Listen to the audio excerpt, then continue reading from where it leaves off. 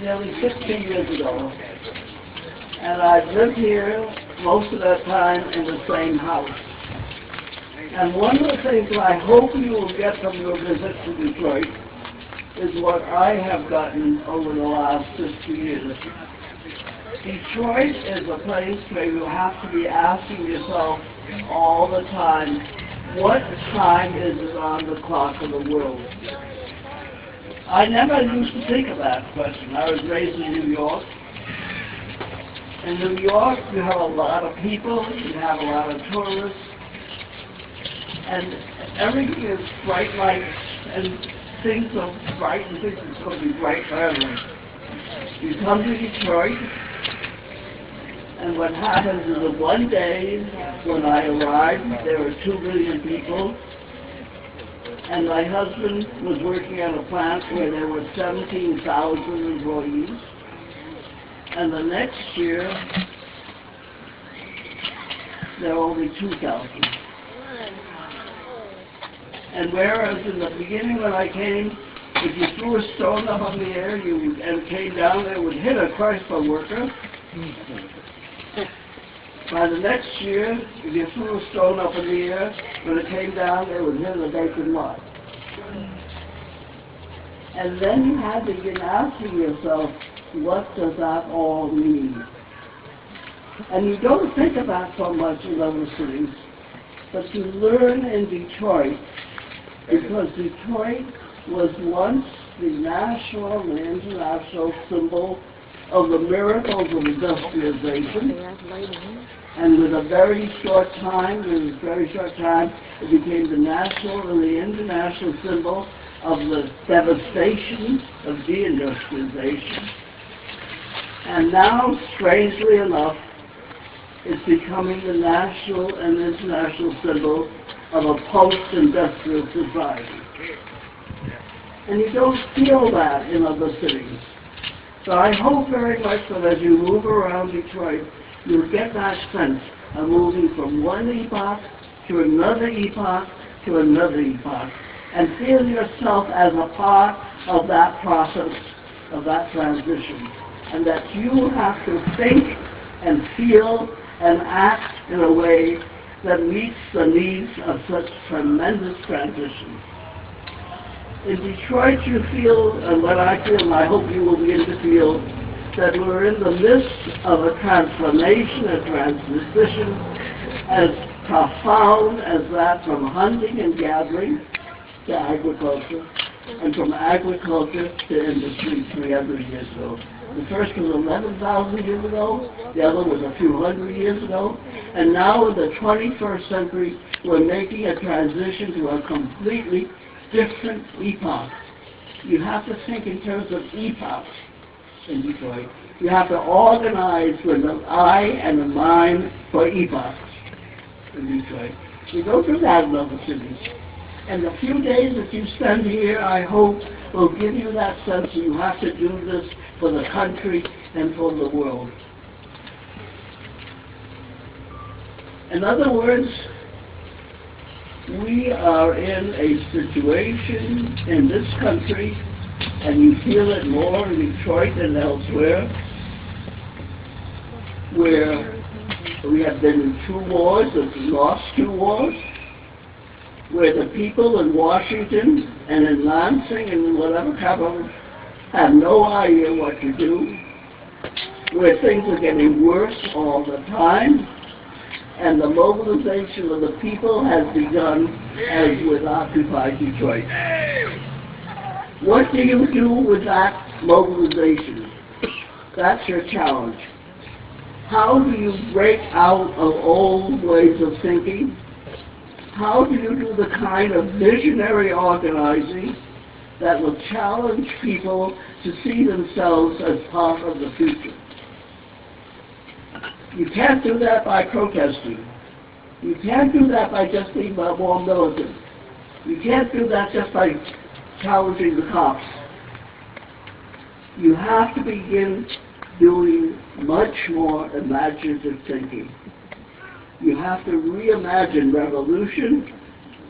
You have to reimagine work.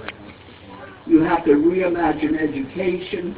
And you have to be part of that reimagining, and you have to sort of, everybody who's around you has to feel that you're part of the future, and you are helping them to see themselves not as part of the past, but as creators and prophets and imaginers and creators of the future.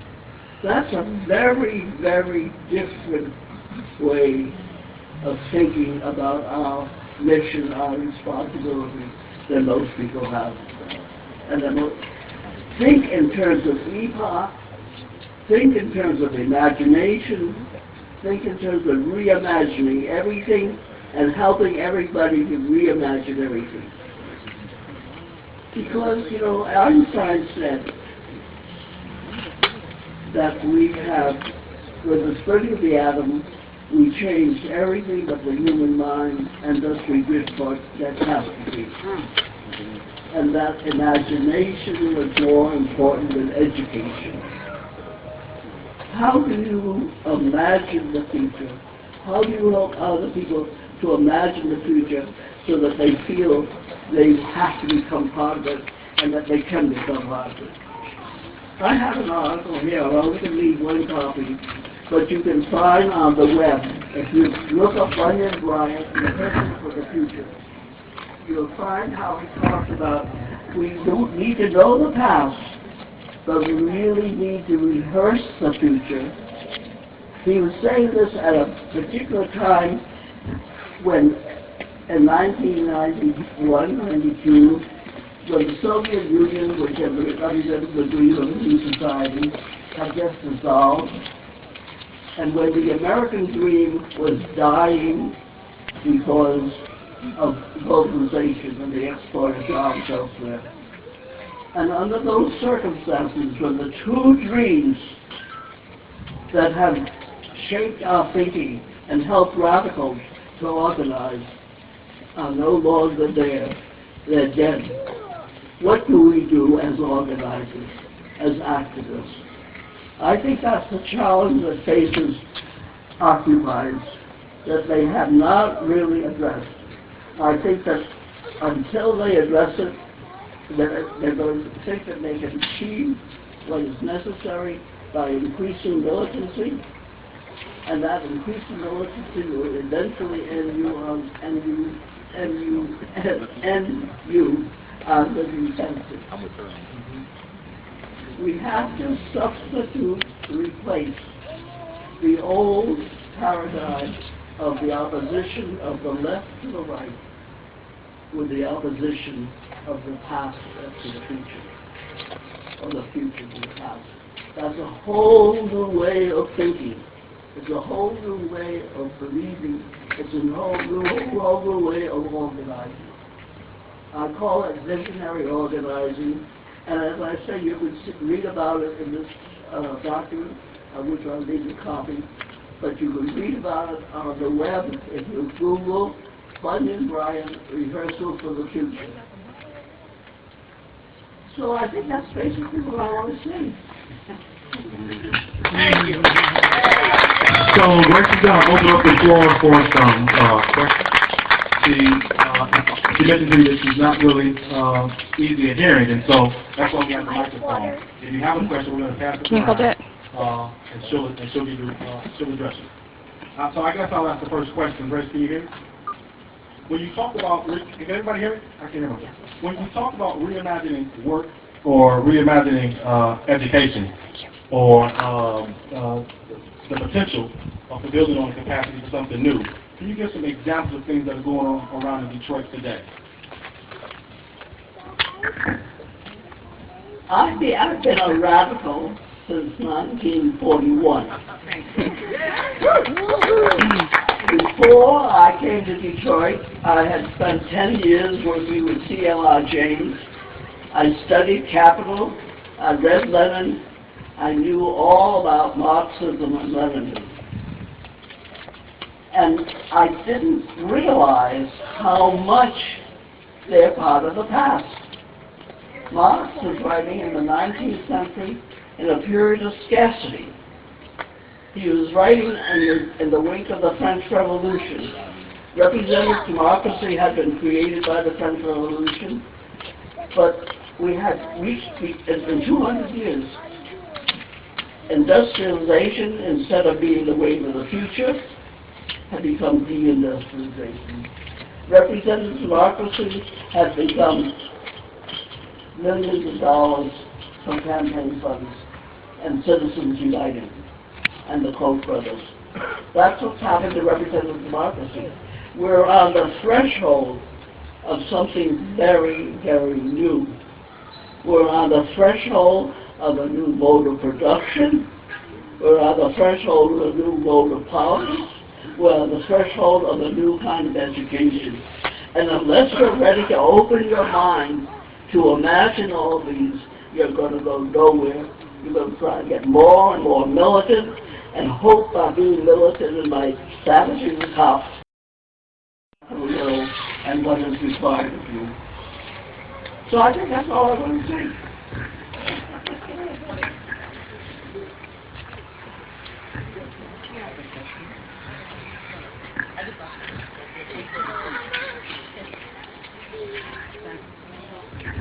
Who had a question?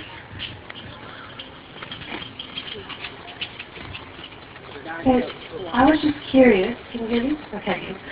In your re-education, what do you think about open source ecology, open source production, rather than mass production, making it localized production, with the current technologies that we have that have created this threshold that we're on?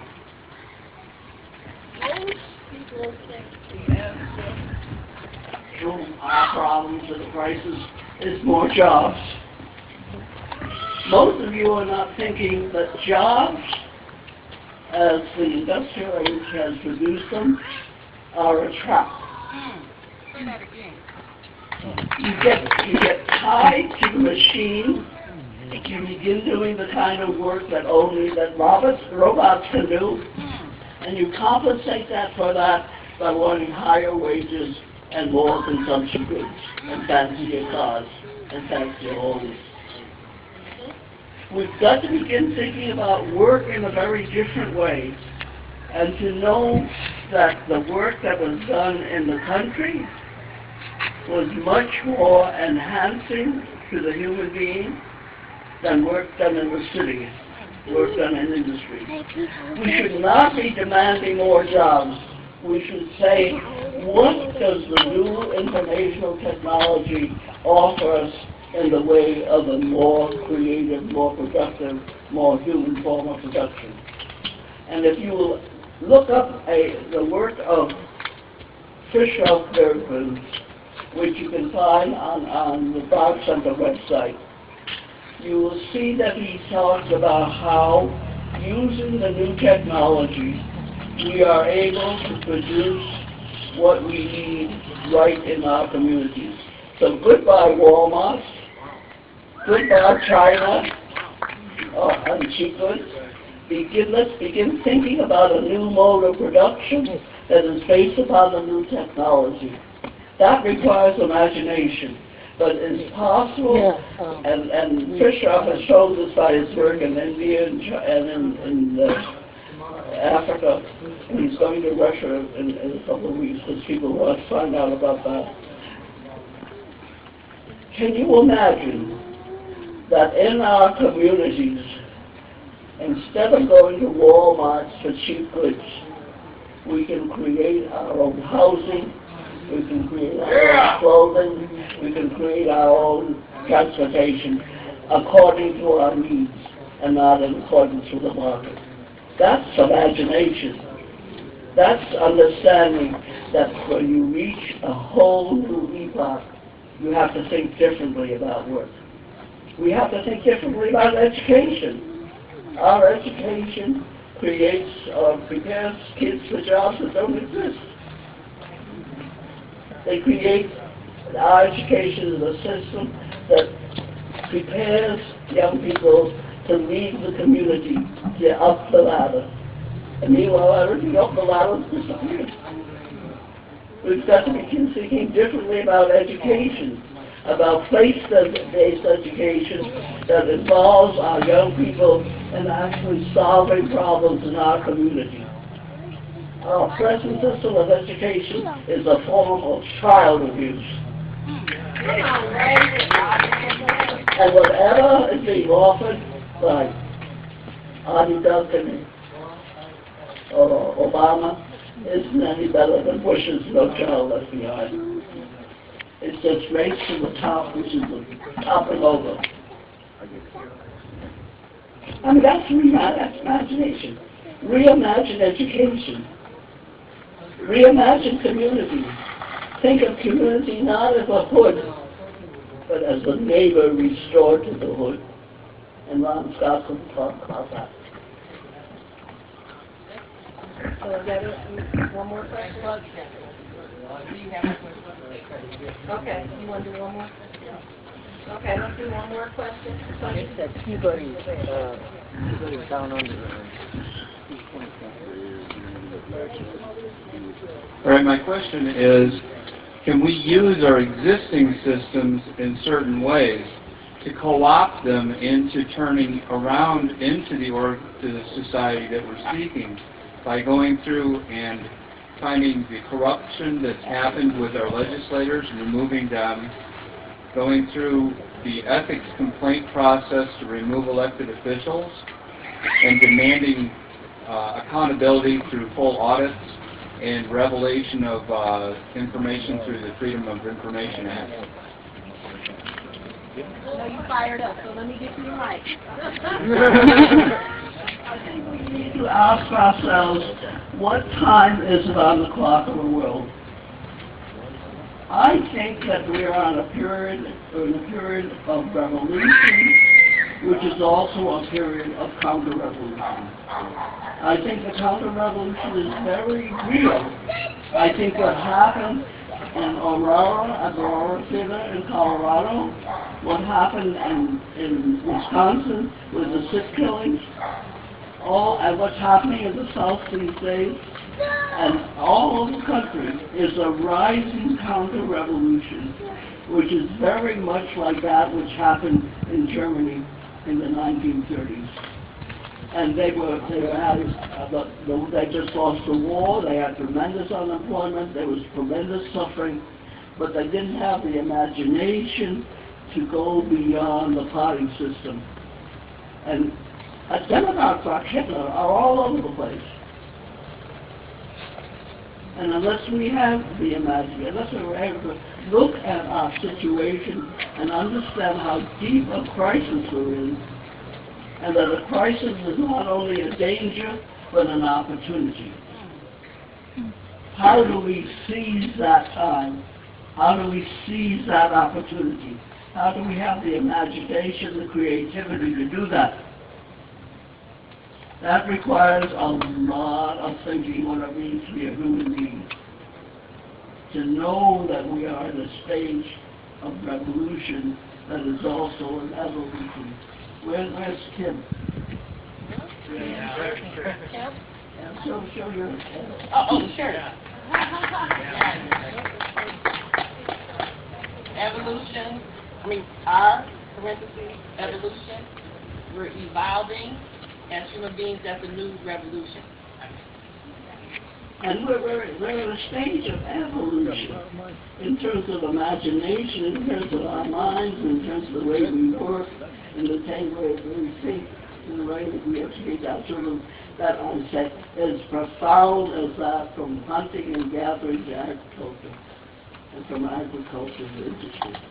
You have to think with that sort of imagine with that kind of stress.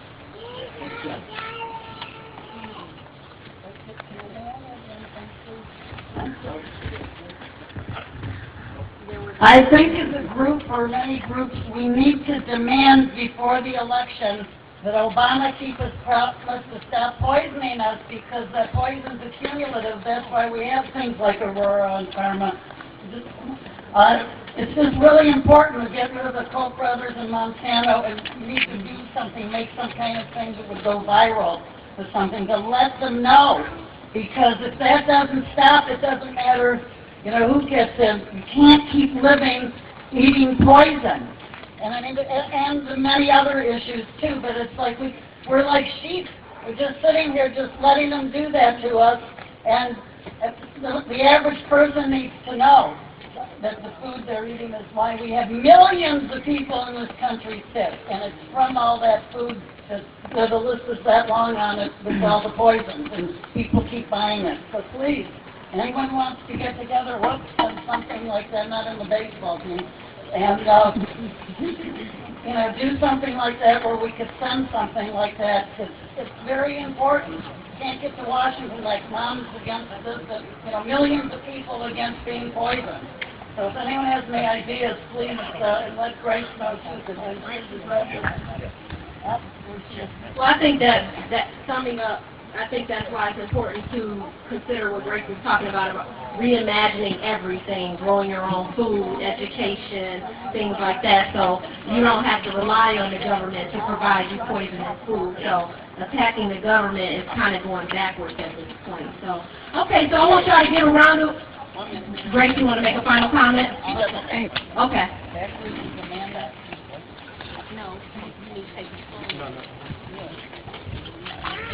I think what I think we have to understand is that protest and demands on the government meant that the government could do something at a time when we had empire, at a time when we hadn't lost 2 wars, at a time when, you know, we weren't talking about cutting back.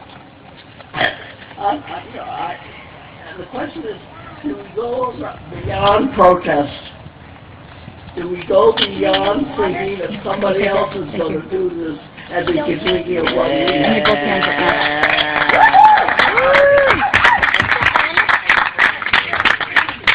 Please give another round of applause to Grace. And also, please make sure that people can contact you with her weekly writings and information. So if you can leave your email addresses with Jayton, that would be great. Okay? So this next person that I want to bring up to the microphone, excuse me, is standing over here, acting quiet, but y'all going to see that that's not his demeanor at all. He is a former Black Panther Party member. He is the founder of the Coalition Against Police Brutality, Pete Zones for Life. I'll let him tell you a little bit more about himself, but I think those 3 things alone let you know what you're in store for, right? So I want y'all to bring it up to the top of the roof for Ron Scott!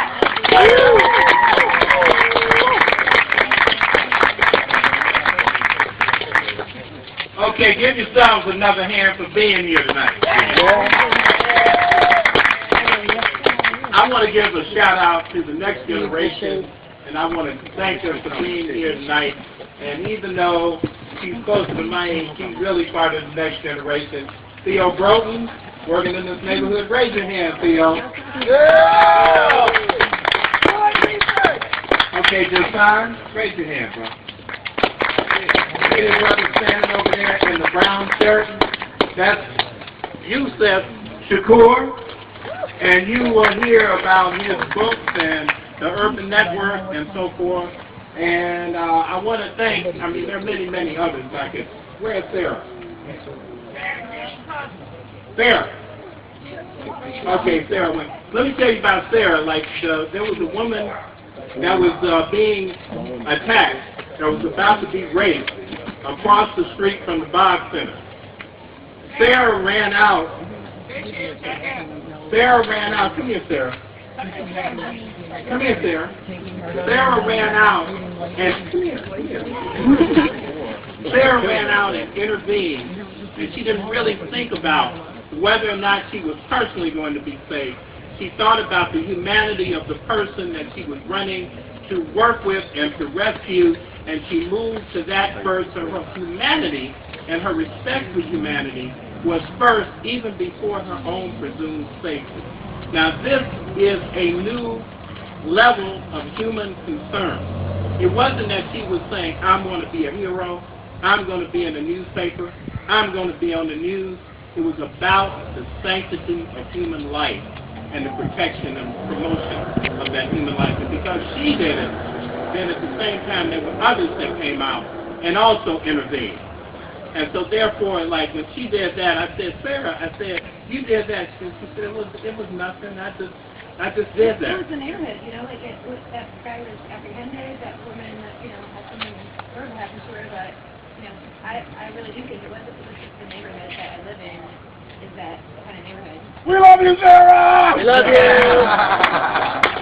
And I want to say that because we're talking about, what Grace has talked about is building community, not just community in terms of whether it's a block, but a community in terms of whether it's a nation, whether it's a city, whether it is the world.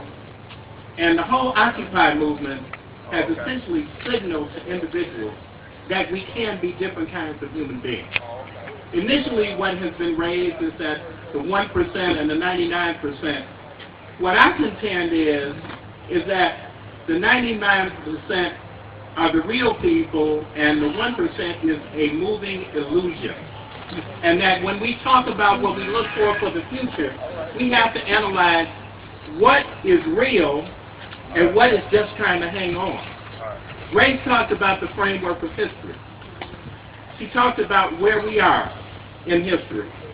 This movement of you sitting here today, gathered from all over the world, sitting in a backyard on the west side of Detroit, you are in a situation where history, as we speak of, is being made at this particular moment. Turn around and look at each other. Look at the beginning of a new world in terms of the way it looks and the way you can transform it by simply coming together. Superheroes. South Africa. Yeah. South Africa. Yeah. Scotland. The west side of Detroit. I'm saying that to say, and Berkeley. I'm saying that because I've been involved in the movement for 40 years, at least. I marched down the street in 1963 with Dr. King. I was 13 years old. I became involved in the Black Panther Party in 1968. That was about the same time I met Grace and Jimmy Boggs, not too long after that. That was at the height of the Black Power movement. That was at the height when we were talking about jobs and black mayors and black members of Congress and so forth. And that was a very, very important movement, because what the movement was about, it was about changing the perspective of how black people were viewed in terms of humanity. I was really glad to be here today because I was talking to the two young people here from South Africa. Because if you look at where we were at that particular time, and you look at what's going on in South Africa, and you look at the transition, that kind of movement, in order to establish that democratic participatory democracy, was important. But it is not the end. It is not the end. It is the beginning. How many here believe that they can run the United States, as Jimmy Boggs said, better than the people who are running it now? No, come on now. I'm challenging you because I'm saying, when I ask you that question, there's not an exuberance. I mean, you didn't jump up and say, yeah, I can do it. Yeah, I can do it. Thank you, Jennifer Tweed. So I'm saying that because you have to know in your consciousness, in your heart, as you develop, that you have the ability to transform this society. You have the ability to become new people and build new things so that we can have a world that actually begins to envision what the future really looks like. You have to know that. You have to organize in terms of that. Even Occupy, as strong as it was a protest against the 1%, a protest against the bank. It was important because it made a fundamental challenge to capitalism as it exists. But it was not the end, it was the beginning. It was just the beginning. And you wait and see. If it remains there, some of you are going to be offered a job at one of the banking institutions. Some of you are going to be offered an opportunity to run for a political office and get money from the PAC. Some of you are going to be sought after, and some of you are going to be criminalized, and they'll say that you're just radicals and you're trying to take over. But none of that means anything because it's all an illusion. The reality is what we're looking at here today. Remember, protest is only important to the degree that it builds programs.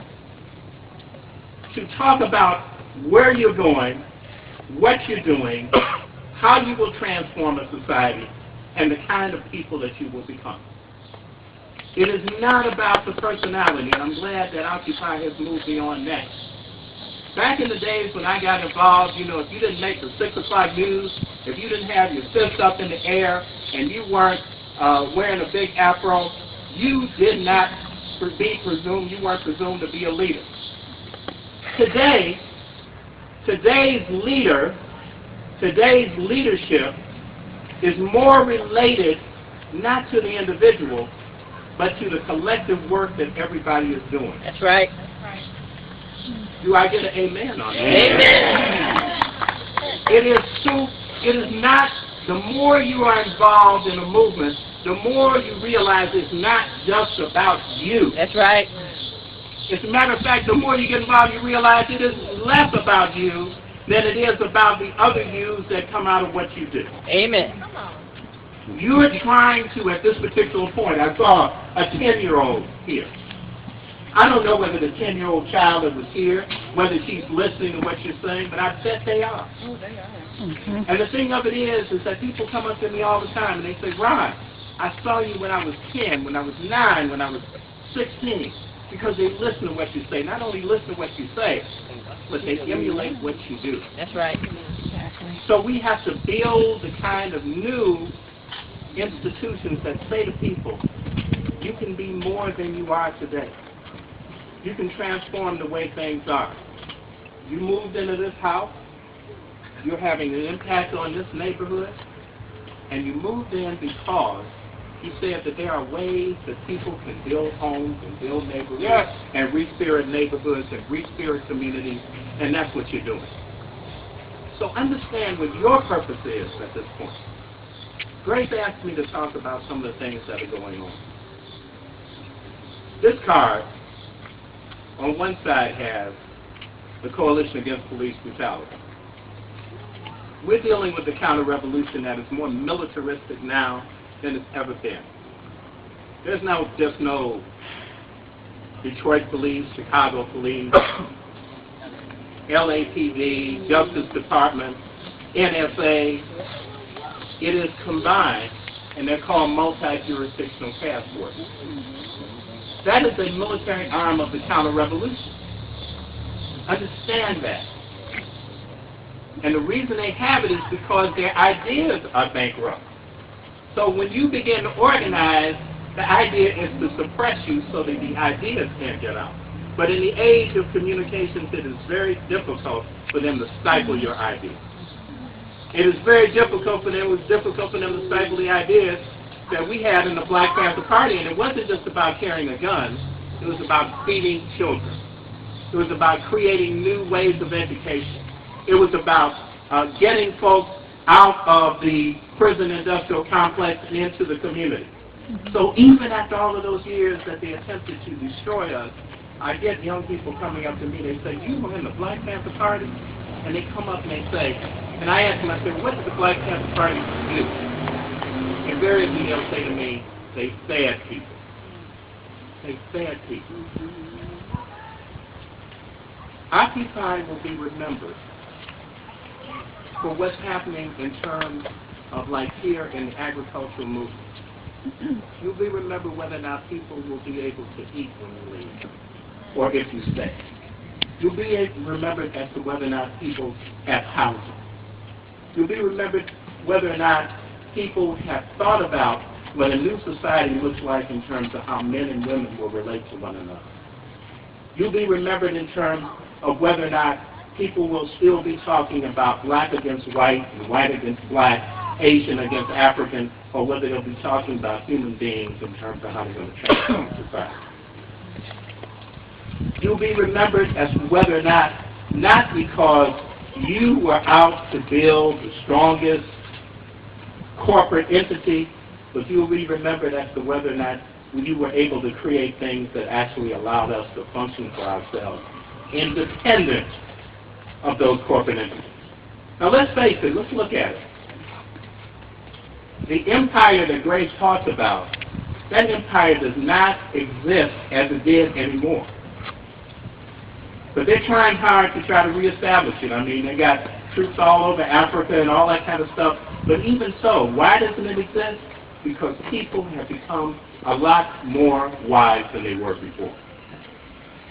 The Coalition Against Police Brutality, we fought against police brutality. Police are still killing people, beating people. I just worked on the case last night, and we do that.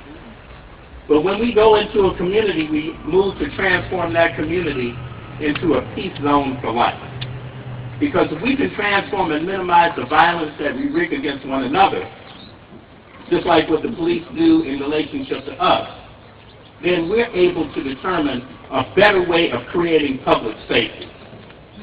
And the way we're moving to create public safety is so that we don't need police on every block, so that we don't need anybody with a gun on every block, that we resolve our issues through conflict resolution and mediation.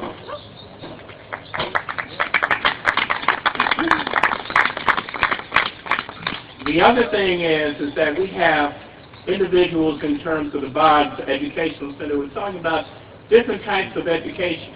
The type of education that is grown out of the neighborhood, out of the communities in which we live. And in fact, I harken back to it because it was related to some of the things that we used to do in the past, the old Intercommunal Youth Institute. We were talking about education for functioning in your community, not education to be fed back into the corporate industry. We have the Feed 'em Freedom growers who are growing their own food and selling it to each other or sharing it over on the east side of Detroit. But it's not just about the food. Not the food that goes in your body just in terms of that food, but it's also about creating a whole tier of young people who are talking about how they can take a community that is ravaged like this and transform it into something that they control and they transform. That's what we need to do.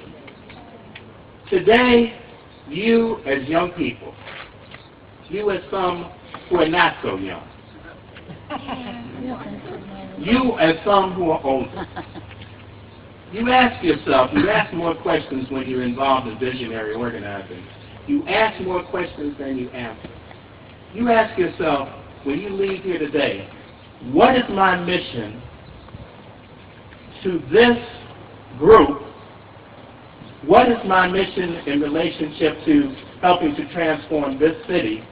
And what is my mission in terms of helping to transform the world? And when you begin to answer these questions, they'll come back in terms of various forms. Some of you may write. Some of you may create organizations. Some of you may help us with police brutality and transforming that. And some of you may help us build peace zones. But in the process, as a visionary, the basic element is to transform yourself. Because if you change yourself first, you're in a situation where you can change the world. You can become a different human being by what you're doing, not necessarily just by what you're saying. There's a march tomorrow, and I didn't want to go there, so there's a march tomorrow, but I will.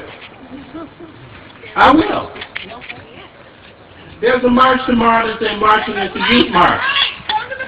It's a youth march, but you might not like what I'm saying, Sarah. There's a march tomorrow, and the march is going to march 5 miles. Now, I know all of you are in good shape, and I know you can march 5 miles. 3 miles. 3. 3. Going once. But the point of it is that Grace is not going to march 3 miles. There are a lot of people who are not going to march 3 miles. And I think it's a good mobilization. It's a good thing to protest and say what we should do. I don't want to know what you're going to do in the march. Tell me what you're going to do after the march. Tell me what you're going to do a week after the march. a month after the march, a year after the march. Tell me what you're going to do when marching doesn't change the way things are. When they marched in the South, they marched against fear. And if we march today, we should have a march maybe, where is, no. When we march this time, why don't we march in the fall with all the people who are creating 200,000 bushels of food? Why don't we march and give that food out in the fall? When we march, why don't we march for creating a different kind of public safety in our neighborhoods and saying, we don't need to call the police, we need to increase the peace. When we march, why don't we talk about let's march and let's take some of the school buildings that are destroyed and begin to tell people how to recreate their community in those schools. When we march, why don't we talk about how we can create a situation where we have less domestic violence in our neighborhoods, and we can create a framework where men and women don't have to argue with each other and fight with each other because they don't have enough money and they don't have a job. Let's find a way to create a framework so that we can resolve those conflicts in a peaceful way. So when we march and when we have a vision, I'm not putting down the march tomorrow. Go to the march. Are you going to speak at it? Support? No, I didn't even know. I heard about it. I heard about it. You're welcome to speak there. I heard about it. I may speak, and I may say the You're same invited thing. to speak. If you would like to speak, you are invited to speak. I may say the same thing. But I'm saying the reason why I'm critiquing the march is Malcolm X, when Grace and James Boggs invited me here, Malcolm talked about a message to the grassroots. He talked about people from the bottom building from the bottom. And that many of the so-called grassroots leaders, people didn't even know their name, but they knew what they did. When you leave the march tomorrow, there should be a cadre of cadres of people who are studying the next American Revolution. You need to have study groups. There should be groups of people who are reaching out for the various programs that we're doing and who are starting the arduous work that we see in this neighborhood.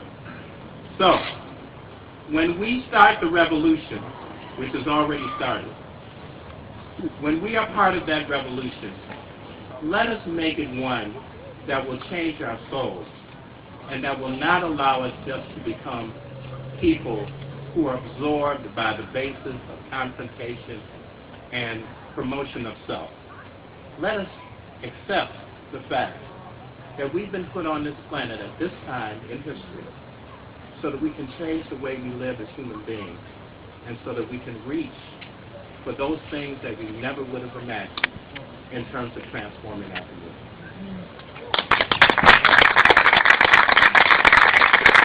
Not everyone. It's important to recognize that the people that are telling you, like Grace Boggs and Ron Scott, that are telling you to move beyond marches are not people that haven't marched. So, I mean, so you actually hear this from people who've done what you're doing, 50, 40, you know, Rondo when he put his age out there, but it's so just reiterating what Grace said about recognizing the time to clock on that word. So Grace is leaving, so if you want to, she does have books and things for her if you're interested in purchasing any books or anything from her. She is getting ready to leave.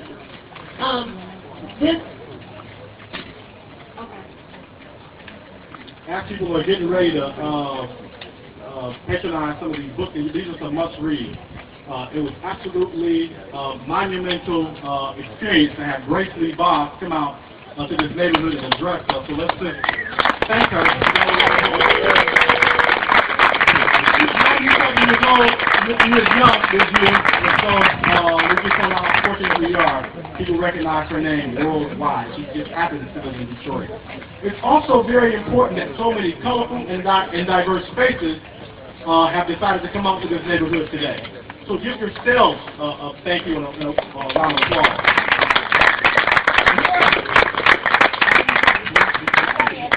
Yeah, I'll answer questions if there are any. So I'm sorry that I stepped up front and I thought that Ron told me that he did answer questions, but we're going to get this one back to him so that he can answer questions. So once again, we just thank you so much for being here.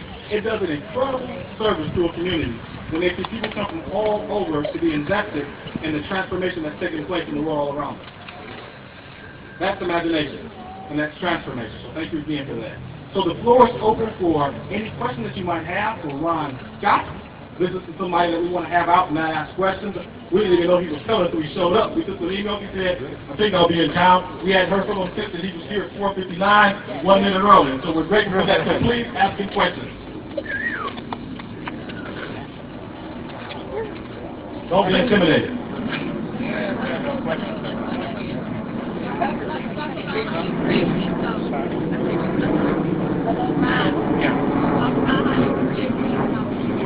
Okay, now let her ask a question what you're not going to use.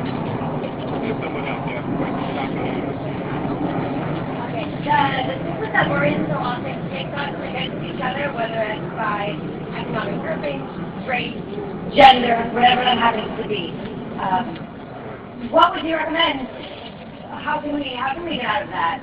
You know, like what is your experience working with the Panthers? What is your experience in other movements? How can we help each other without, you know, putting up defenses and creating problems between ourselves when really we're on the same, you know, we're using different means for the same ends, or we're using the same means for the same ends, we just don't realize it. When Huey P. Newton went to prison in 1966 for shooting two Oakland police officers who were attempting to arrest him, and they were trying to stop the police brutality that was being visited upon the community.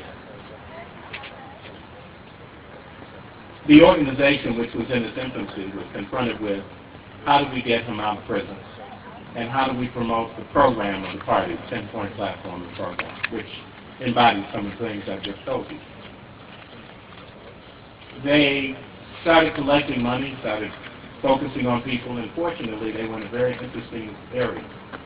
They were in Oakland and San Francisco, which is probably one of the most diverse areas of the country.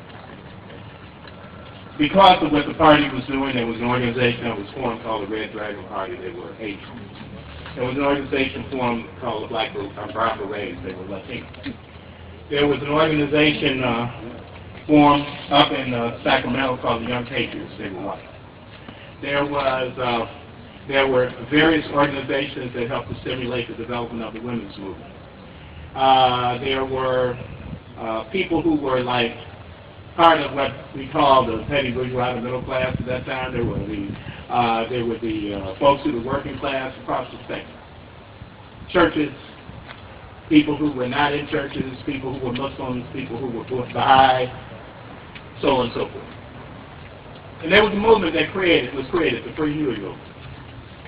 You go back and look at the movie, Huey Newton talks about the role of at the time, young white people, he said, because we have to organize together so that they won't become reactionary in relationship to us.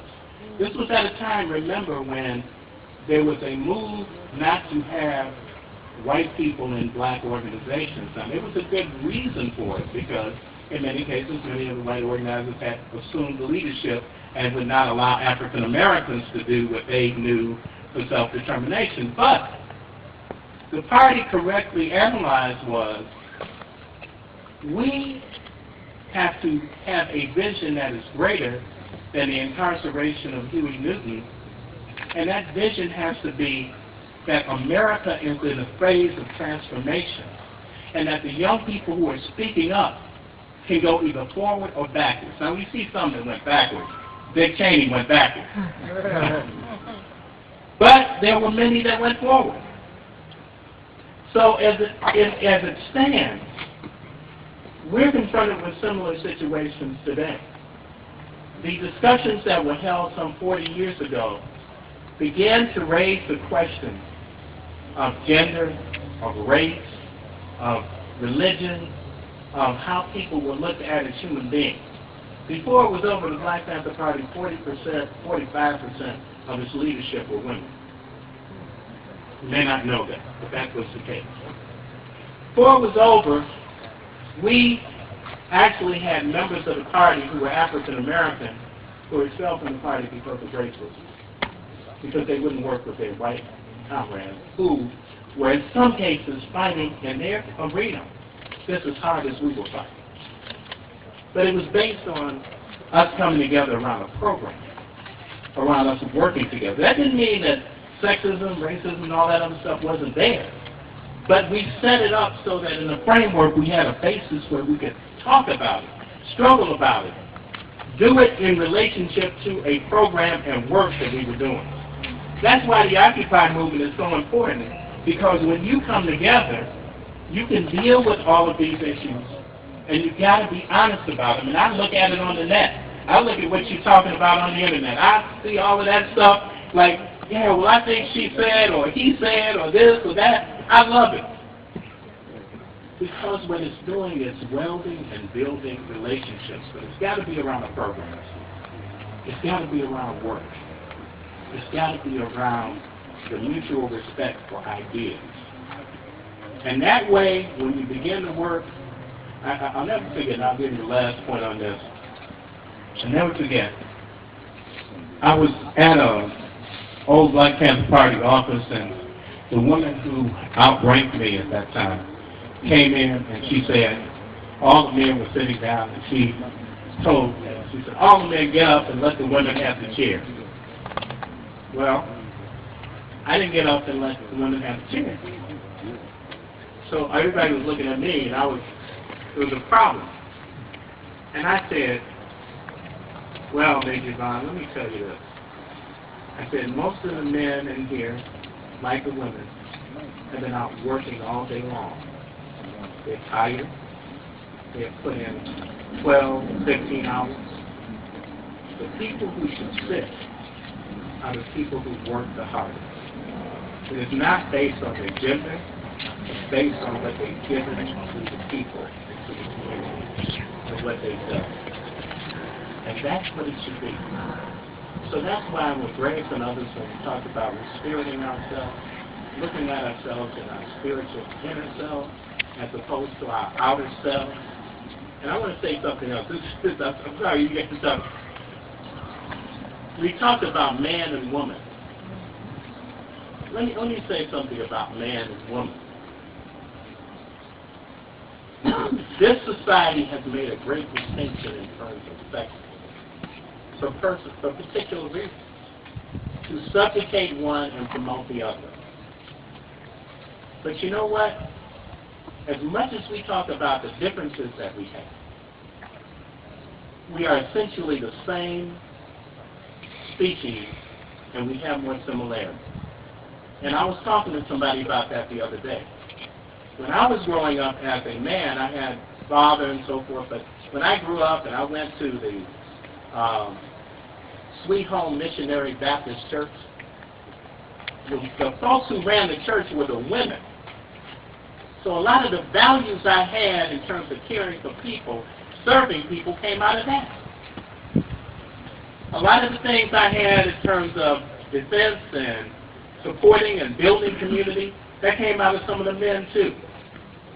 But the thing of it is that we must never let gender, race, or station in life diminish what we think we can do. So if they say, if somebody ever says to you, you superhero can't come and be a superhero in the black community, then you ask them, is your community so free that you don't need a superhero? Well, if you don't need a superhero, then become a black superhero. Because the community needs superheroes, no matter who they are.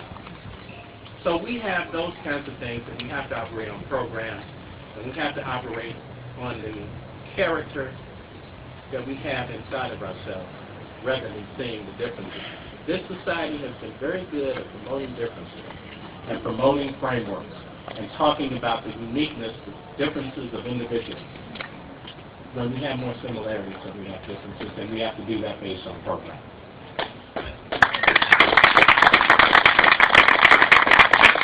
One last feel? How do we resolve peace zones? Yes, your peace zone. Talk about how you do it. Well, I can talk about how we do it, but I'm telling you how it happened. We went out to see a woman who had, the father of the child had been shot 4 times by the police and been killed. He come over, he started arguing with her. And every time he got drunk, he'd come over and argue with her and wonder whether or not she was with another man. So he argued with her. The 2 of them had argued, they fought, then they were sitting down and talking. Turns out that the woman across the street, normally when the guy who was drunk, who normally would not do that if he had not been drinking, she could talk to him. This older woman in the community. She could talk to everybody. He hadn't talked to her, and she hadn't talked to him that day.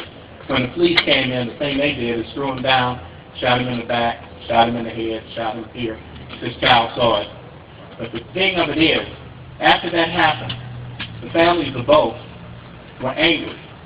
And when the funeral was about to come up, the 2 families wanted to shoot each other. So we had to have 2 funerals. We had to separate them. So here we had state violence, and here we had interpersonal violence. And the question was, what were we going to do with both? Was one less important than the other? Was one more important than the other? Shouldn't we deal with both because they reflect violence in different ways? And that's when we evolved peace zones for life. We started talking about ways that we could, 1, begin to establish safety perimeters in our community.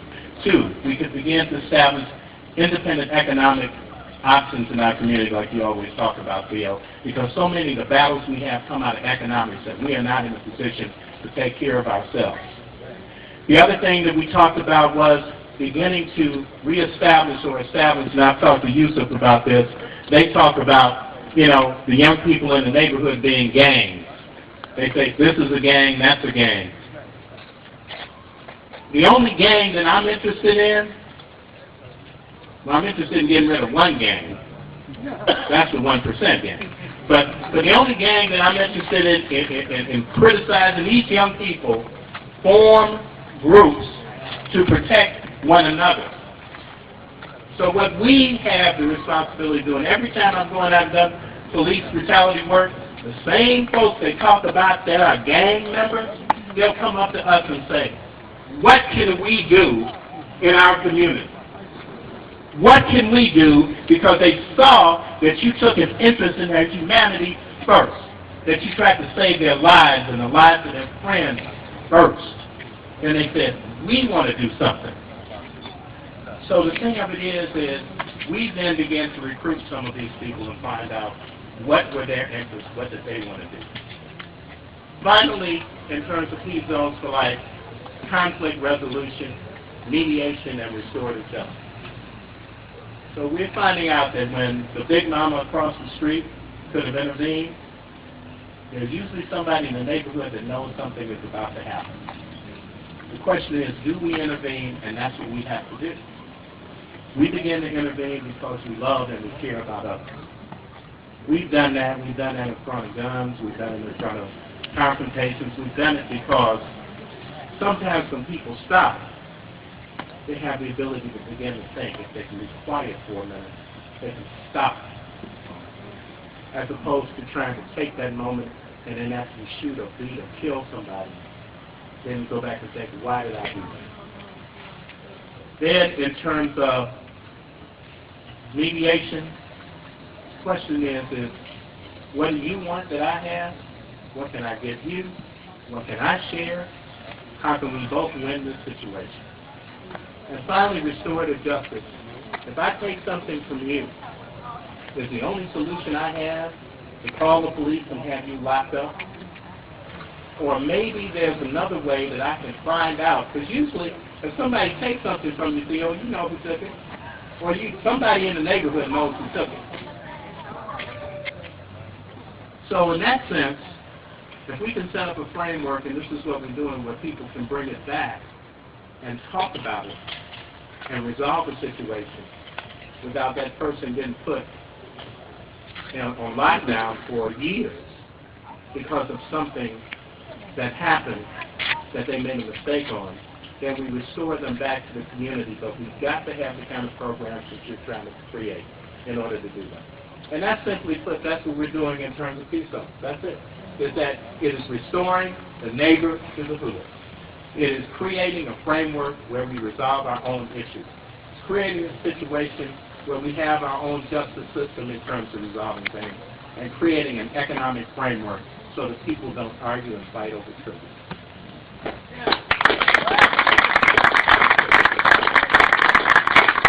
Give another round of applause for Ron Scott, please. Ron, you have the website, correct? It is Detroit Coalition, DetroitCoalition.org. DetroitCoalition.org. Look up Peace Zones for Life, Ron Scott. This next individual that I'm going to call up to the stage is one of my comrades. He's a partner with the Urban Network. He is the founder of the Urban Network. He is a co-chairman of Black Soldiers and also the chairperson for Helping Our Prisoners Elevate. And I'll let him talk some more about himself. As Ron mentioned, restoring the neighbor back to the hood, he actually coined that phrase. So I would like for you to give a round of applause for Yusef Shakur.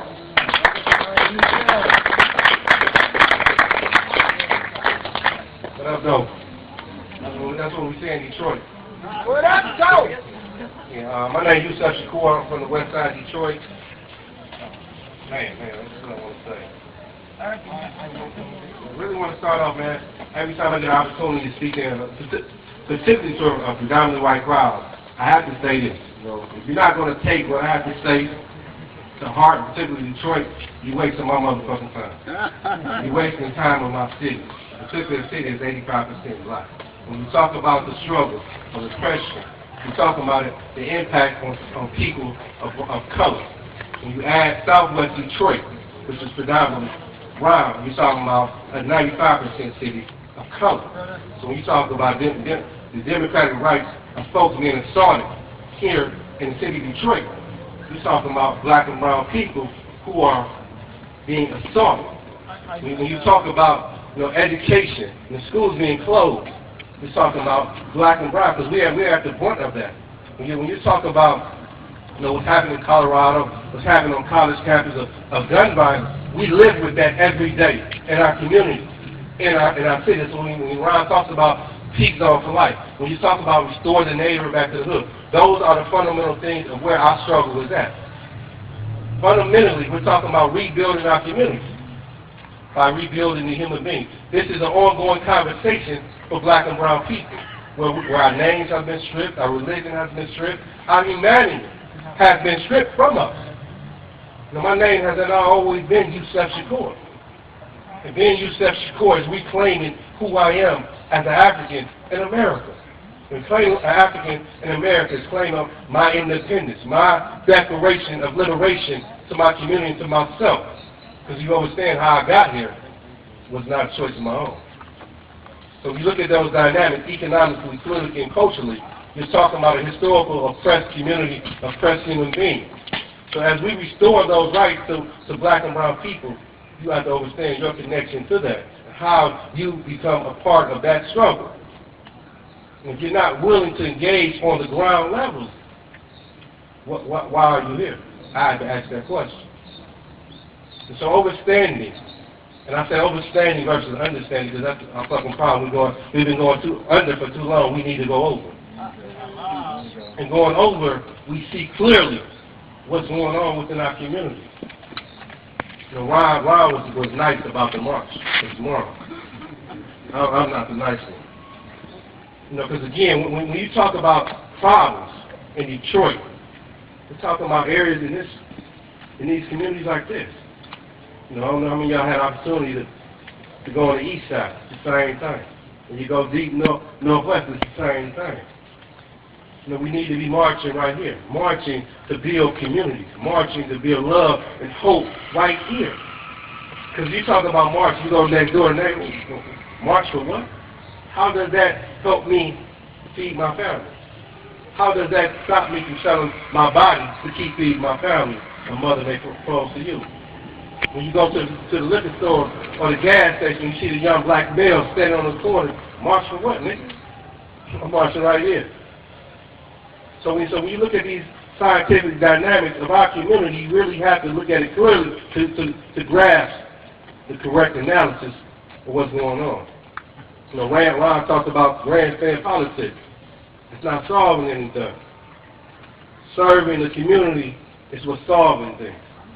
Serving the community is serving yourself. And I would also say this: you don't have to be from poverty to help somebody.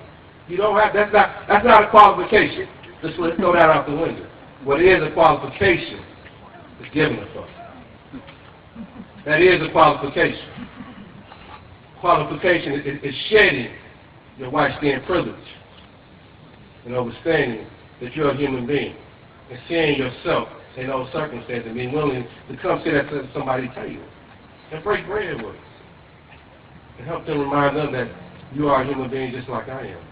And us together can work through these problems. Us together can become a united fist.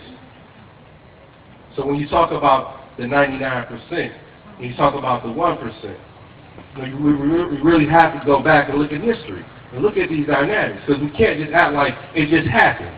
We can't continue to talk like it just occurred in the last 4 or 5 years. Because if you do that, you're disrespecting me.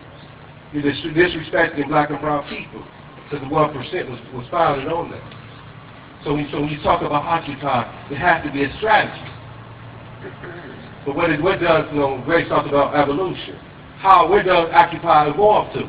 It just can't continue to be occupied. You know, when you look at Malcolm and Martin and the contrasting difference, he's talking about strategy. When Martin took nonviolence and made it a way of life, that's just a strategy. That's a philosophy pertaining to a specific situation. Malcolm's position was, if you hit me, I'm going to hit you back. But I'm going to be peaceful until then. So again, you know, there's nothing wrong with occupying something if it fits the situation out of the analysis that we're talking about. But when do we talk about liberation? When do that become part of the conversation? You're talking about revolution, you're talking about liberation, you're talking about self-determination. When do these become part of our language? But they become part of our language when we revolutionize ourselves, to liberate ourselves from the internal oppression that we've allowed ourselves to become prisoners to, and we're the wardens of that. You know, challenge you all to go back and read, if you haven't yet, France Renan, which was considered the revolutionary Bible of the 60s, Wretched of the Earth. And it helps you understand the seller's mentality, and it helps you understand the oppressor mentality. So the oppressed have begun to take on the characterization of their oppressors, because they have not been taught how to free themselves from being oppressed. The oppressed are seeking power. By oppressing each other gives us the illusion of being powerful. Selling dope, they feel like they're powerful because they're not qualified to go get a job. So when this equation of jobs and reimagining jobs, how many of us right now are willing to, those of us have a job, to come and put money on the table for those who don't have a job? So that's how we work ourselves out of a job, by supporting each other, by being a backbone for each other. How many of us are willing to sacrifice for each of us? If you're not willing to do that, you might as well throw reimagine out the fucking window. Reimagine comes with sacrifice. Reimagine comes with commitment. Reimagine comes with love. If you love something enough, you do whatever it takes. See, when you talk about black folks, we've been reimagining since we got here. We reimagined slavery, reimagined post-slavery. And that has fueled us to where we're at. So when you look at Detroit, you're looking at the city post-segregation to present segregation. Post-segregation to present segregation. So because you see, this city is 85% black, and the surrounding cities are 85% white. So when you look at the dynamics of the political infrastructure and economic infrastructure, you're talking about an embargo. Because the surrounding cities and how they deal with Detroit is the same way America deals with Cuba. Unfair politics. Because they don't share with us the way they share with the cities, with their neighboring cities, or any other black city. Why? Because you're talking about segregation. You're talking about racism still has not been dealt with. You know, when we go ask for help They want our water. They want our parks. They want our school system. They want all our assets. When Royal Oak asks Warren for help, sure, here you go, no problem. Just give it back to us when you get it. It's a good old boy system. But again, we have to understand history and understand the dynamics, what racism and white supremacy is, and how it streamlines down to creating these oppressive layers. And we have to be human enough to see what it is and call it what it is. So we're declaring. When you look at black folks, they are the vanguard of this city. And the question is, how can you support that? How can we develop politics of solidarity, politics of unity, that are engaging people from a hopeless situation to hope? From a hopeless situation to hope. Hope inspires action. You just can't have a conversation. You just can't go out and party. You have to have action. What that action looks like comes out of strategy, comes out of conversation, of looking at an analysis of what these problems are. So we can't continue to deal with the surface of it. We have to get to the root. Again, my name is Yusef Shakur. I own the Urban Network bookstore. I'm an author, so come check us out. All power to the people. My website is yusefshakur.org. Yusef Shakur. Let's give another hand. So we're going to give you an opportunity to ask Yusef some questions. We want to try to move it quickly. We can start questions on this end. We'll continue on that end because we're going to usher everybody